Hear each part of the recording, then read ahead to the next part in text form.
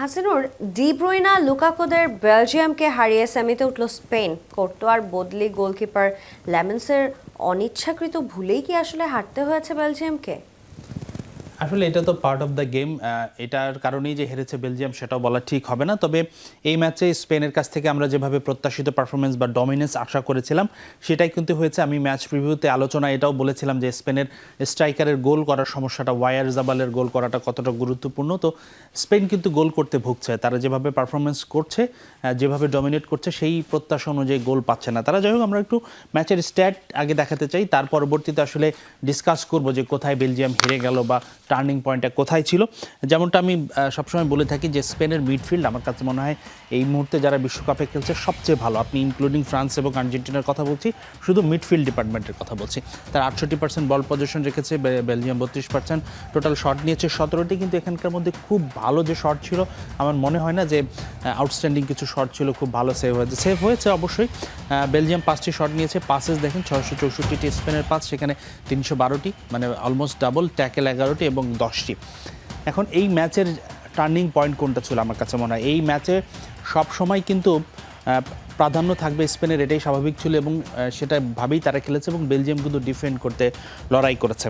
তো এই ম্যাচে টার্নিং পয়েন্ট আমার মনে হয় থিবো কোর্তোয়ার ইনজুরি। থিবো কোর্তোয়া নিজেও প্রথম যে গোলটি যখন স্পেন পেয়েছিল, ফেবিয়ান রুইজ যে গোলটি পেয়েছিল, তার একটু ভুল ছিল, একটু ডিফ্লেকশন ছিল, কিন্তু ওইটা আসলে ওইভাবে ডিফ্লেকশন ছাড়া উপায় ছিল না। একটা জোরালো শট তিনি আটকাতে গিয়ে বলটা ডিফ্লেক্ট হয়েছিল, কিন্তু তার পরবর্তীতে তিনি থাই ইনজুরিতে 71 মিনিটে উঠে যান। উঠে যাওয়ার আগে তিনি 4টি সেভ করেছিলেন, 2টি সেভ তিনি ইনসাইড দ্য বক্স করেছিলেন এবং তিনি উঠে যাওয়ার পরও, দাল হারার পরও তার রেটিং 8.1, অর্থাৎ সবচেয়ে ভালো রেটিং কিন্তু তারই। তিনি ম্যাচ সেরা ফুটবলার ছিলেন বা সবচেয়ে ভালো রেটিং পেয়েছেন ম্যাচের।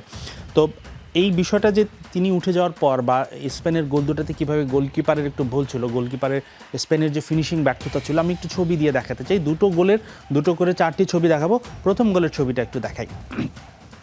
যেটা আমি বলছিলাম, একটা জোরালো শট ছিল, এই শটটা কিন্তু ডিফ্লেক্ট হয়ে আসে। এই গোলটা যখন ঠেকানোর চেষ্টা করছিলেন থিবো কোর্তোয়া, তখন হাত থেকে মানে তিনি পাঞ্চ করে দিয়েছিলেন, তার হাতে লেগে সেই বলটা বেড়ে এসেছিল এবং ফেবিয়ান রুইসের পরবর্তীতে খুব ভালোভাবে একটা ফিনিশ করে। আমরা একটু পরের ছবিটা দেখাতে চাই, সেই ছবিটা দেখলে হয়তো আরেকটু স্পষ্ট ধারণা পাওয়া যাবে। এবং এই ছবিটার যেই বিষয়টা আমি বলছিলাম যে স্পেন লাকি ছিল এই অর্থে যে তারা সহজেই গোলগুলো যেভাবে পাওয়ার কথা ছিল পায়নি।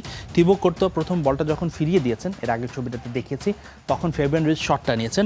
শট নেওয়ার পরে এখানে যে 21 নম্বরধারী বেলজিয়ামের যে ডিফেন্ডারটা আছে, তার পায়ে লেগে কিন্তু বলটা আরেকটু নিচু হয়ে মাটিতে ড্রপ খেয়ে উপরে উঠে গেছে। নয়তো কিন্তু এই মানে দ্বিতীয় শটটাও একদম হাতে গ্লাভসে ছিল থিবো কোর্তোয়ার, সেক্ষেত্রে কিন্তু গোল বঞ্চিত হতে পারতো তারা। তো থিবো কোর্তোয়া যথেষ্ট ট্রাই করেছেন এবং ডিফেন্ডারের পায়ে না লাগলে এটা কিন্তু তিনি হয়তো সেভও করে দিতে পারতেন।